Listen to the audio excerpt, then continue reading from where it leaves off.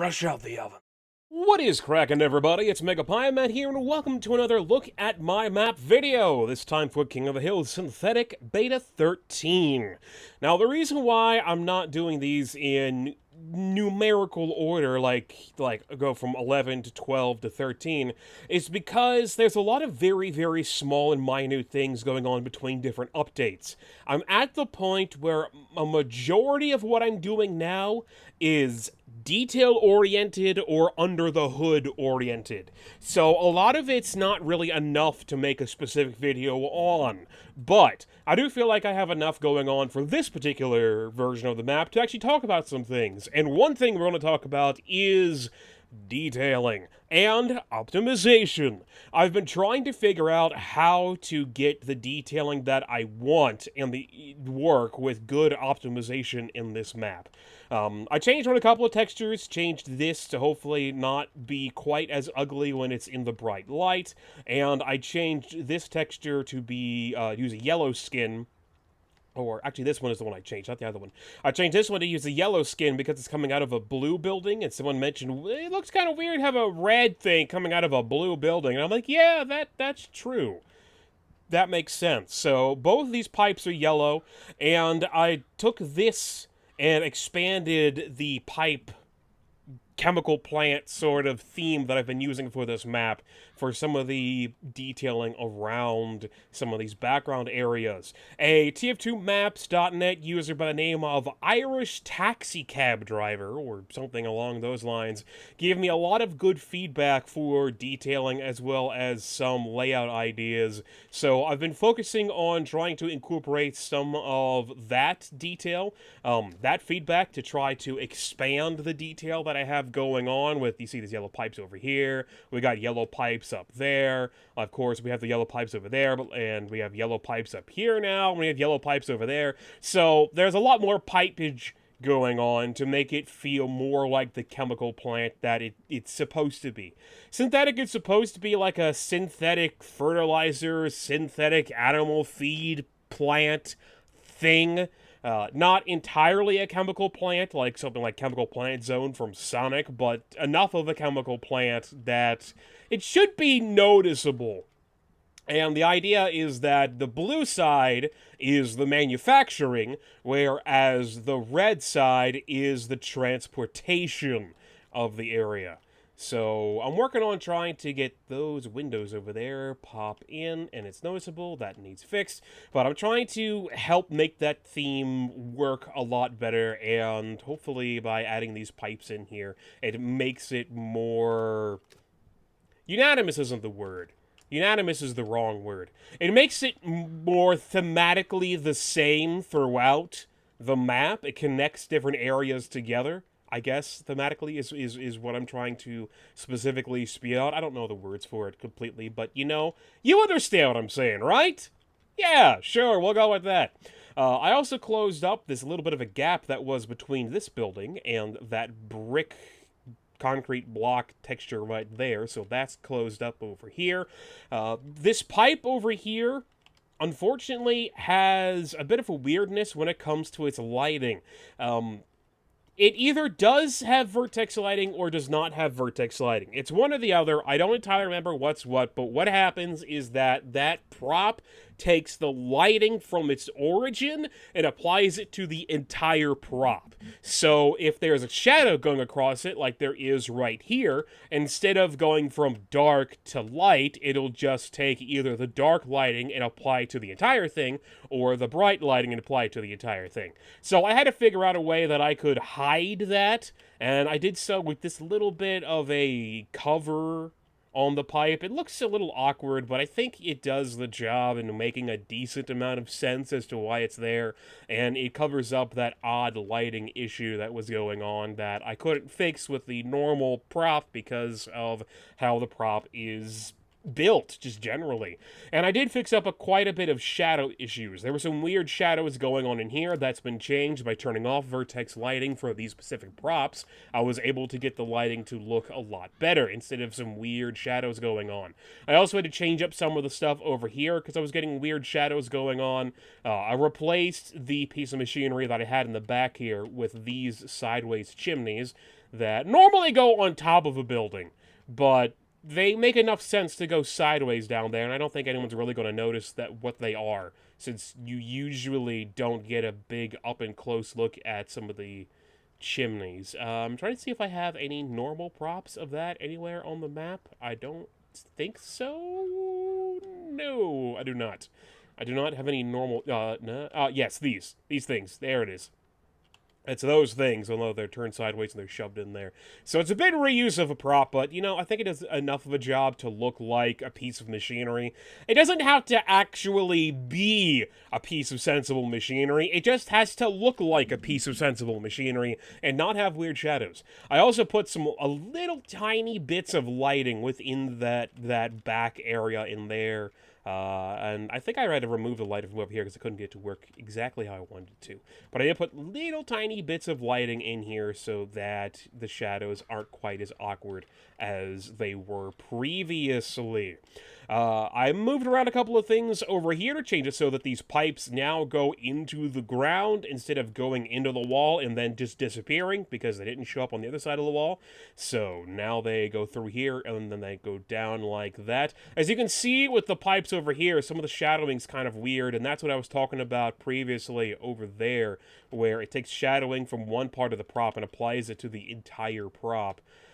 I don't really know what to do about that. It doesn't look too terribly awful for this spot, but if I can figure out how to fix it, I will. If I can't, then I can't. I mean, some of this shadow stuff is just Source Engine. It's just Source Engine being Source Engine, and there's not always a whole heck of a lot that can be done about it.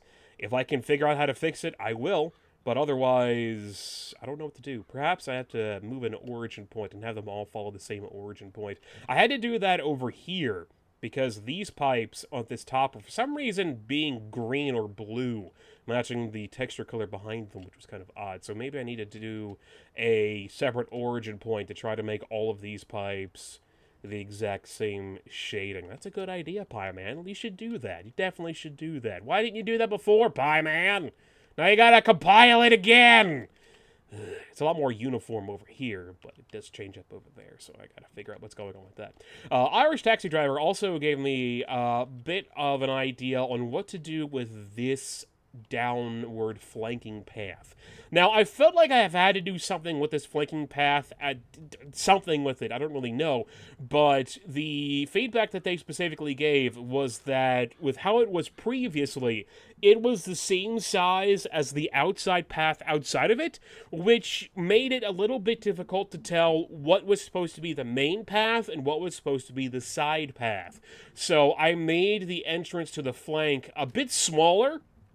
So now if you look at it, you'll see that, yes, you can go this way, but it's a bit smaller, so it's a bit of a side path, whereas the main path, or the main route, heads over this way, where it's a much larger of an entrance that can go up and over here.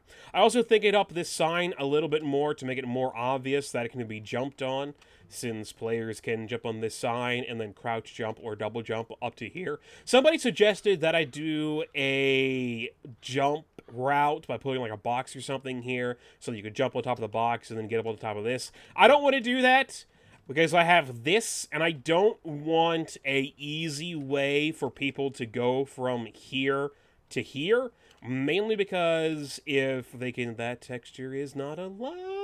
I need to fix that. If they can easily get up here, and they already own the control point, then they can use this height advantage to defend the control point, and I don't want that as easily.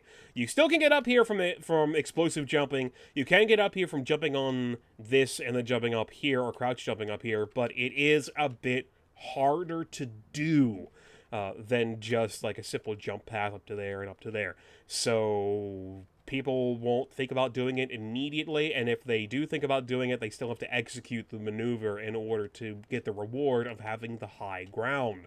which hopefully will help balance this area. I haven't had much in the way of people talking about balance problems. The biggest thing that I've had with any of the maps so far, any issues, is there... No, you can't really see that from back here, I don't think. Maybe? No, I don't think so. I don't think you can see that glitch out if you're actually in the map, instead of just a camera floating around. Anyway. The biggest issue I've had right now is optimization. I'm not great at optimization. I'm still learning, you know. It's a learning process. Everything is a learning process. So I'm working on trying to figure out how to get the map to run well enough. By itself, I can get a very good frame rate out of the map.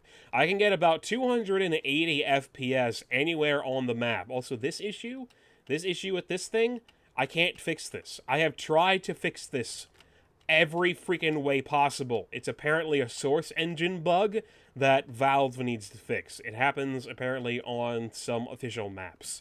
So, I don't know what's going on with that, but I can't fix it. It's just, it's a source thing! That's the source engine for ya. Woo! Source engine. Lovely. Anyway, what was I saying? Oh yeah, optimization. One thing that factors in optimization that I never really thought of is player models. So, unlike props, which normally have LODs, which means a level of detail, so they can go from a high level of detail to a low level of detail, depending upon where you are, as well as, depending upon where you are in the map, deciding what props get rendered, I can give a fade distance to a prop, so if I'm over here, and the map is saying render this prop all the way over here, but I don't want that to happen, I can put a fade distance on it, so this prop will actually not render, even if the computer is telling the map to render it. But I cannot do that for player models for other players when there are actually people on the map. Which means if there's somebody standing here, and the computer is telling the game to render that player, and it's telling the game to render that player to somebody standing over here, who actually can't see them, so they shouldn't be rendering them at all, it will start adding to things that make the frame rate drop. So I'm working on trying to make that better. I'm working on trying to make it so that the game will only, or the computer will only tell the game to render what it needs to, and not what it doesn't need to. Only render what you can see, and don't render what you can't see. It's difficult to do, especially because I have this side detailing over here, where you can see it from over this side. I would just put a skybox brush all the way oh, excuse me. I would just put a skybox brush all the way across this to connect up with my other skybox brush. Talking is hard. Skybox brush in order to completely separate this section from this section if it wasn't for the fact that this detailing needs to be seen from over here and from over here. And the same on the other side. The blue detailing over here, like that building back there, needs to be seen from over here, and that building needs to be able to be seen from over here. I would either have to completely re-detail this whole area, which I don't want to do because I like how it looks right now, or try to figure out how to optimize it without it being terrible. So that's what I'm trying to do. I'm trying to figure out how to optimize it without it being terrible. I also added a little bit of non-flatness, I guess is a way to say it, to this displacement down here, so it looks a lot less flat. You have this upper area like this, and then it goes down to the worn-out path that has been used quite a lot and more high up by the buildings, such as the middle section has been worn down by people walking on it, or driving on it with forklifts and whatnot and what have you, or whatever they can get access to in this area. There's no real way to get a vehicle over here, I don't think, unless you would... I guess if you took that fence down, you could drive a truck over here, and then down there, and then around this way if you specifically needed to. But there's also this building over here, so you could take a forklift through here, and then out here and get over there. Theoretically, of course, because you actually can't, since that's not part of the map. But it looks like it's part of the map. And that's the important thing. It makes the map look and feel like a much bigger space than it actually is, and that's what you want. You want your detailing to make the space not only make more sense, but look like it's a used space and look like it's more than it actually is. Something else that I was able to figure out how to fix with the thanks of Huddy, the guy who created this silo prop for me that I've been using.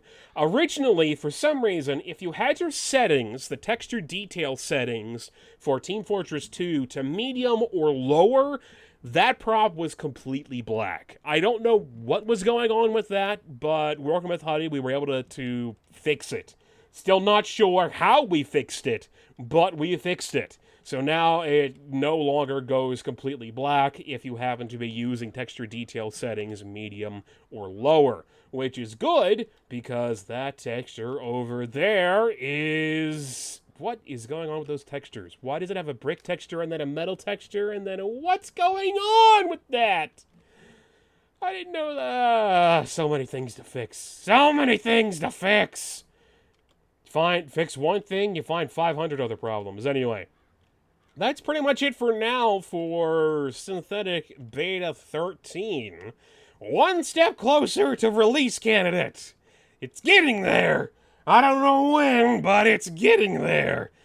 It's down to the minute details at this point. We're down to fixing the minute details and trying to make the map run well. I don't plan on changing really the layout at all at this point, unless there's something really, really specific that's a problem. I don't really plan on changing the detailing at this point unless somebody points out something very specific to me that really needs to be addressed. Right now, I'm just trying to get what I have to work as well as it can and to run as well as it can before putting it up on the Steam Workshop as a release candidate. Of course, you can do multiple release candidates. I will if I absolutely have to. But I'm getting to the point where I don't really know what else to do for this map, and there's not really a lot else that needs to be done. I just gotta take what's here and make it work better. So, thank you very much for watching. I've MegaPieMan. Keep an eye on the channel for more videos for this particular series of Look at My Map, as well as other videos that I'm working on that will hopefully be released at some point in the future, in the near future. Why is that prop really, really dark? I don't know. I gotta figure out what's going on with that. So many problems. You see, the lighting over here isn't too bad for these pipes, but the lighting on the other side is a mess for those pipes. So I gotta see if I can fix that somehow. I don't know. Anyway, thanks for watching. Come back next time. I'll talk to you guys later. If you got any feedback for the map, feel free to leave in the comment section here on the YouTube or over on the thread at tf2maps.net, and I'll talk to you guys later.